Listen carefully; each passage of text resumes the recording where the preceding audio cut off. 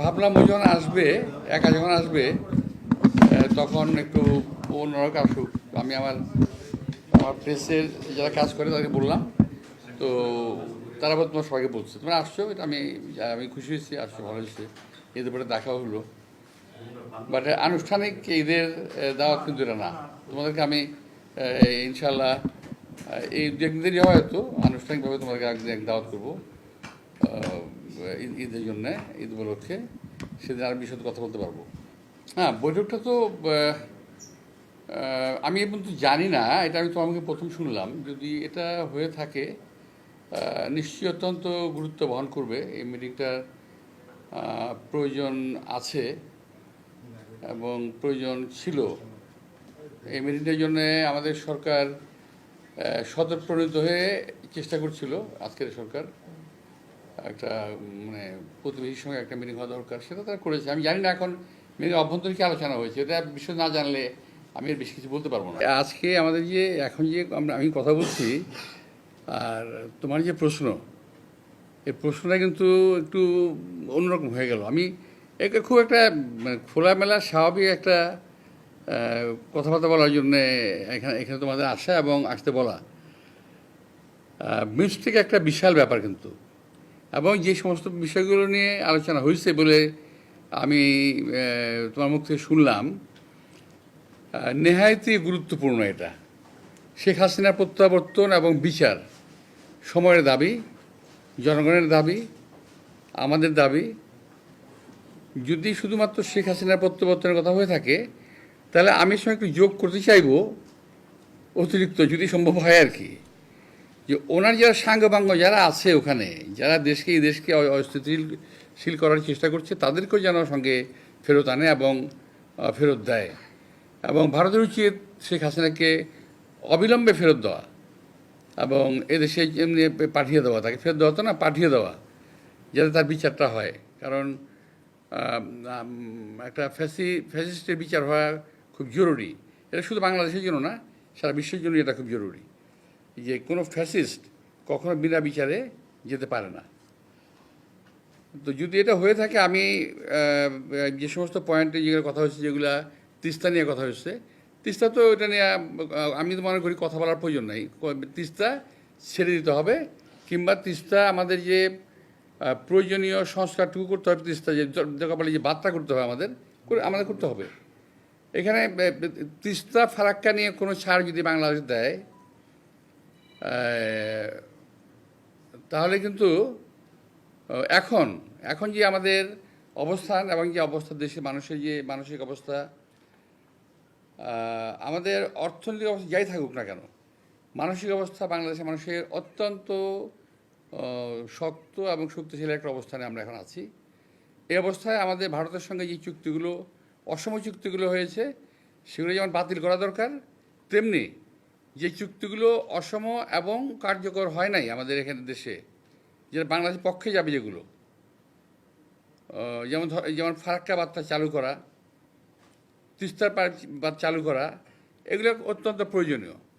সীমান্ত হত্যা বন্ধ করা, এগুলো নেহায়তই একটা বাস্তব বিষয়। এগুলোকে বন্ধ মানে বাদগুলো চালু করা এবং সীমান্ত হত্যা বন্ধ করা, এগুলো যদি আলোচনা হয়ে থাকে, নিশ্চয়ই একটা ভালো আলোচনা হয়েছে আমি মনে করি। এবং আমি বিশেষ করি যে ভবিষ্যতে ইউনূস সাহেব আরও ভালো কিছু আলোচনা করবেন, ভালো রেজাল্ট আমাদের দেবেন। নির্বাচন আর সংস্কারের কথা নিয়েই কিন্তু আজকে আমার এখানে সত্যিকার অর্থে আমার আজকের এখানে বসাটা। কারণ এই নির্বাচন আর সংস্কার নিয়ে বোধহয় আমরা যে কজন কথা বলছি বিএনপিতে, তার মধ্যে বোধহয় আমি একজন, যে অনেক বেশি কথা বলেছি আমরা। এবং এইটা দেখলাম কালকে এবং গত 3 দিন ধারাবাহিকভাবে কিছু লোক, আমি যেটা বললাম কিছুক্ষণ আগে, যে আমার বাগানে শূকরের উপদ্রব শুরু হয়েছে। তো ওই কিছু শূকর উপদ্রব শুরু করেছে আমাদের বাগানে। আমি ওই শূকরগুলোর সম্বন্ধে কিছু বলতে চাই, যাদের কোনো কাজ নাই কচু ক্ষেত্রে কচু ভাঙা ছাড়া। তো যে কথা বলছেন যে ইউনূস সাহেব, ডক্টর প্রফেসর ইউনূস সাহেব যদি বলে থাকেন নির্বাচনের কথা, ভালো বলেছেন। নির্বাচন তো আচ্ছা, আমি বুঝি না নির্বাচন না দিয়ে কী করবে এই গভর্নমেন্ট, এই সরকার। আমি এটা বুঝি না। কী করতে পারে? ধরে নেন নির্বাচনে আমাদের কোনো দাবি থাকলো নাই, ধরে নেন কথা বলছি আমি, কী করতে পারে? একটা সরকার কতদিন বিনা নির্বাচনে থাকতে পারে? এটা সম্ভব না। যদি বিনা নির্বাচনে সরকার থাকতে পারতো তাহলে তো হাসিনাই থাকতো। যেহেতু হাসিনা নির্বাচিত ছিল না, সে তাই চলে যেতে হয়েছে বাধ্য হয়ে। তো ডক্টর মোহাম্মদ ইউনূস বোধহয় সঠিক সিদ্ধান্ত নিয়েছেন, এবং উনি যদি নির্বাচনের কথা বলে থাকেন, আগে বলেছেন, এখন যদি বলে থাকেন, ভালো বলেছেন, সঠিক বলেছেন, নির্বাচনটা হওয়া দরকার।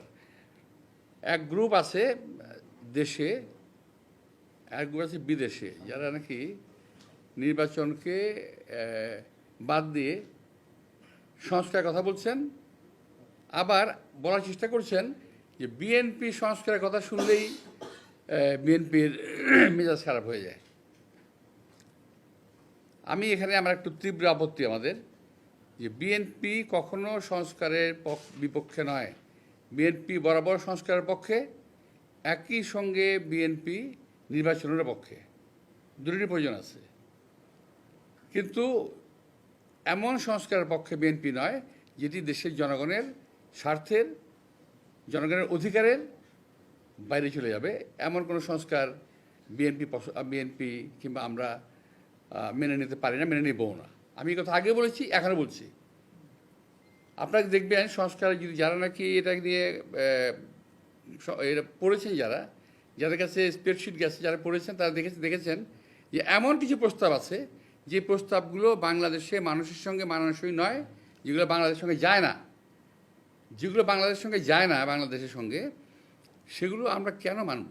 এবং এই যে মানা না মানা নিয়ে কালকে দেখলাম এক ভদ্রলোক, যিনি, আমি নাম নিচ্ছি না, তবে আপনি বুঝে নিন, যিনি দরবেশের সালমান রহমানের টাকা খেয়ে মোটা হয়েছেন, স্বাস্থ্য ভালো করেছেন, চেহারা সুন্দর করেছেন, লম্বা লম্বা কথা বলেন বাইরে থেকে।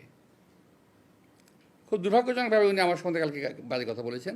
তো বলতে থাকুক, আমি বলেছি না, কচু খেতে শুকর পড়েছে, আমি শুকরের পর্যায়ে ধরি ওনাদেরকে। তো আরেকজন আছে ফ্রান্সে, আরেকজন আছে একজন ওখানে, কী বলে এটা, একটা নাম, ওটা হলো কী বলে এটাকে, একটা না একটা জারজ মিল্টন, সরি কথা আমি বলে দিলাম, আমার এই অবস্থা থেকে এটা বলা ঠিক হয়নি বোধ হয়। তবুও আমি বলছি, জারজ মিল্টন বকা দিয়েছে আমাকে, সেটাকে সমর্থন করেছে পিনাকি। অর্থাৎ জারজ মিল্টন যে ভাষা আমাকে বকা দিয়েছে, পিনাকি সমর্থন করেছে। আমি বলতে চাই যে ওরা সবাই একই বংশের, একই গোত্রের সন্তান। কোনো ভদ্রলোককে এভাবে গালি দিতে পারে না। আমি ঢাকার মানুষ, আমি ইচ্ছে করলে ওরা যে ভাষা গালি দেয় তার চেয়ে জঘন্য ভাষা গালি দিতে পারি, কিন্তু আমার বাপ মা, আমার পরিবার এটা আমাকে শেখায় নাই। ওরা যেটা বলছে এবং বলেছে, এটা ওদের পরিবার থেকে শেখানো, ওরা ওই পরিবার থেকে করে আসছে, শুকরের জাত। আমি সরি, আমি কথাগুলো বললাম বাধ্য হয়ে, যে আমি যে বলেছি আজকে বলি, এখনও বললাম যে এখনও যে সংস্কারের কথা বলার কারণে আমি নাকি সংস্কার মানি না। আমি বলছি ওই সংস্কার মানি না যে সংস্কারটা দেশের মানুষের প্রয়োজন নাই। আমি সে কথা বলেছি। তারা যদি ভুল বুঝে এবং দরবেশের টাকা খেয়ে শরীর স্বাস্থ্য ভালো করে বিদেশে থেকে এই দেশের রাজনীতিবিদদের সম্বন্ধে কুৎসারণা করে, গালিগালাজ করে, এবং আমি আশ্চর্য হয়ে গেলাম, প্রথম গালিগালাজ শুরু করলো তারা আমাকে, তারপরে তারা শুরু করলো আমাদের সেক্রেটারি জেনারেল মির্জা ফখরুল সাহেবকে, তারপর তারেক রহমান সাহেবকে, আমাদের অ্যাক্টিং চেয়ারম্যান, এমনকি তার পরিবার সম্পর্কেও তারা কথাবার্তা বলা শুরু করেছে। আমার আজকে কিন্তু মূলত এই কথাই বলাই ছিল, আমার অন্য কোনো সাবজেক্ট ছিল না। এটাই ছিল আমার বক্তব্য, যে ওরা আসলে চাচ্ছেটা কি? ওরা বিএনপিকে কিংবা আওয়ামী লীগকে কিংবা অন্য কাউকে ওরা ভালোবাসে না, ওরা ভালোবাসে ভারতকে। ওরা এই দেশে যাতে ভারতের আধিপত্য বিস্তার হয় এবং ভারত যাতে এই দেশে কায়েমি স্বার্থবাদী গোষ্ঠীকে বসাতে পারে, ওই সমস্ত লোকদের জন্য এরা কাজ করতেছে। এই গ্রুপটা এবং এই শুকুরের গোষ্ঠী কখনো বাংলাদেশের কোনো সরকারকে স্থিতিশীল থাকতে দেবে না। আমি আজকে হরপ করে বলতে পারি, এখানে অনেক সাংবাদিক ভাইরা আছেন যারা আল্লাহর রহমতে বহুদিন বাঁচবেন, দেখবেন যে এই গোষ্ঠী কখনো বাংলাদেশকে স্থিতিশীল থাকতে দেবে না। কখনো আমার বিরুদ্ধে, কখনো ওর বিরুদ্ধে, কখনো তার বিরুদ্ধে লেগেই থাকবে। ফাঁক দিয়ে কী হবে জানেন? ওরা ওই যে ইউটিউবের মধ্যে কি যে পয়সা কামানোর একটা রাস্তা আছে ওদের, সে পয়সা কামাইতেছে। আরে ভাই, পয়সা যদি লাগে আমাদেরকে বল, আমরা চাঁদা দিলে দেবো না, অসুবিধা নাই তো।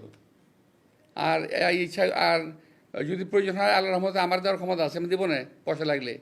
কিন্তু পয়সার জন্য দেশকে ধ্বংস করার কোনো প্রয়োজন নাই। এরা যা করতেছে, আজকে আমি খুব দুঃখের সঙ্গে কথাগুলো বললাম, এই ধরনের অশ্রাব্য ভাষায় আমি কথা বললাম বাধ্য হয়ে, কারণ ওরা অশ্রাব্য ভাষায় গালি দিয়েছে। তারপরে কথা আছে, আমি আর বলতে পারতাম, বললাম না। কুকুরের কাজ কুকুর করেছে, কামড় দিয়েছে পায়। আমি আর পাখিরে বলতে যাচ্ছি না। তো বন্দে আলী মিয়ার গল্প, এটা বোধহয় কবিতাটা পড়েছিলাম ছোটোবেলায়, কিছুটা ভুল টুল হতে পারে। কি জানি, কুকুরের কাজ কুকুর করেছে, কামড় দিয়েছে পায়, তাই বলে কি কুকুরকে কামড় দেওয়া মানুষের শোভা পায়? তো আমি এই কথাটাই আমার শেষ কথা ওদের বিরুদ্ধে। আমি বলছি শুকুরের গোষ্ঠী এরা, এবং এরা কখনোই, এরা সাজানো বাগান ভেঙে দেবে, কখনোই বাংলাদেশকে স্থিতিশীল হতে দেবে না। আপনারা অপেক্ষা করেন, কদিন পরে তারা ইউনূস সাহেবকে ধরবে। আমি এটা বলে দিচ্ছি আমি আপনাদেরকে, কদিন সাহেব পরে তারা ডাক্তার ইউনূস সাহেবকে ধরবে। এখন তারা কী করতেছে? বিএনপিকে ব্র্যাকেট করতেছে আওয়ামী লীগের সঙ্গে, ব্র্যাকেট করার চেষ্টা করতেছে।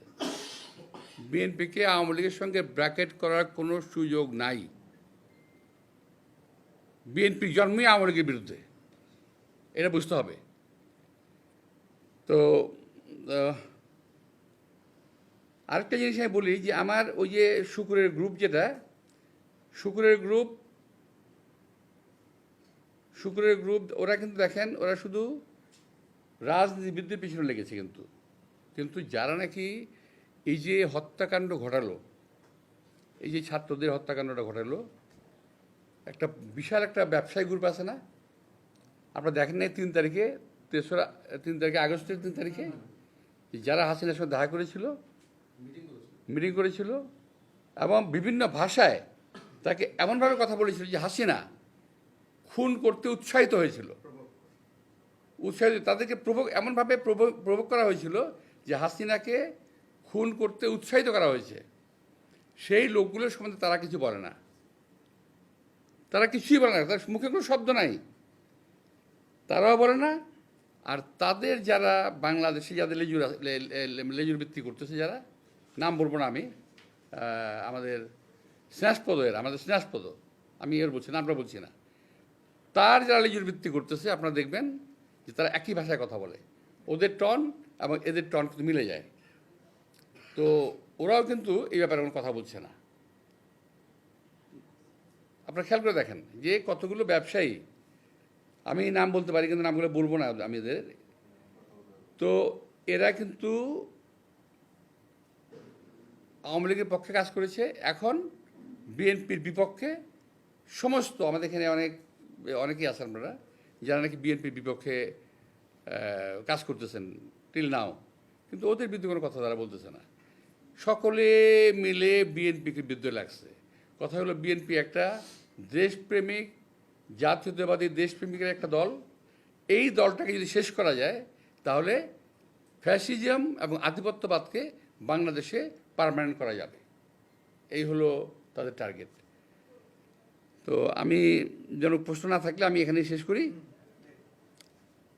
আর একটাই বিষয় আমি আরেকটা বলতে চাই, যে আপনারা খেয়াল করে দেখবেন, বিএনপির সঙ্গে আওয়ামী লীগকে ট্র্যাক করতেছে। কিন্তু আমার কথা হলো, যদি বিএনপি আওয়ামী লীগের সঙ্গে বিএনপিকে ট্র্যাক করে, তা আওয়ামী লীগের নেতারা গ্রেপ্তার হওয়ার পরও, এই সময় মার্ডার কেস সহ গ্রেপ্তার হওয়ার পরও হয় মুক্তি পায় কীভাবে?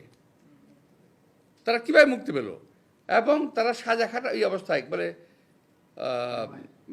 রিমান্ড থাকা অবস্থায় মুক্তি পেয়ে গেল, কী করে সম্ভব? অথচ এদেরই প্রভোকেশনের কারণে হাসিনা আজকের এই দুরবস্থা হয়েছে, দেশটার দুরবস্থা হয়েছে।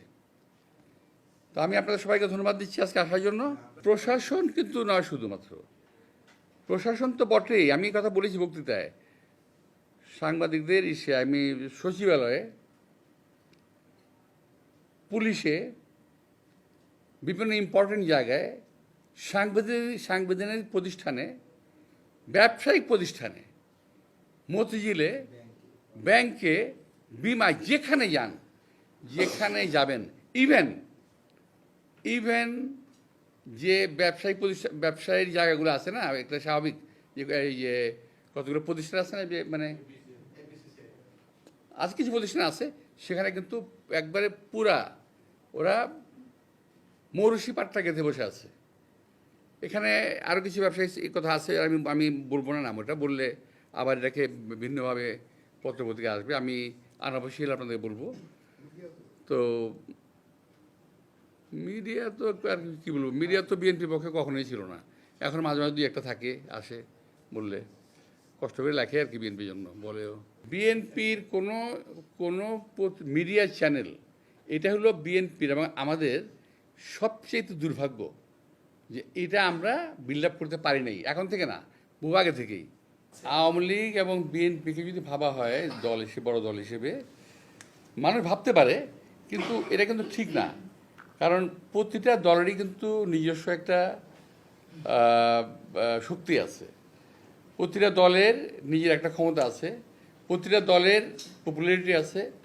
এবং বিএনপি যদি নির্বাচনের ক্ষেত্রে প্রশ্ন আসে, সেক্ষেত্রে আমি বলবো যে বিএনপি সবাইকেই প্রতিদ্বন্দ্বী ভাবে, প্রতিপক্ষ না। বিএনপি কাউকে প্রতিপক্ষ ভাবে না, প্রতিদ্বন্দ্বী আমরা ভাবি। এখানে আওয়ামী লীগ না থাকলেও ইউআরএফ অনেক দল আছে, অনেক মত আছে, অনেক মানুষ আছে, তারা সকলেই বিএনপির প্রতিদ্বন্দ্বী।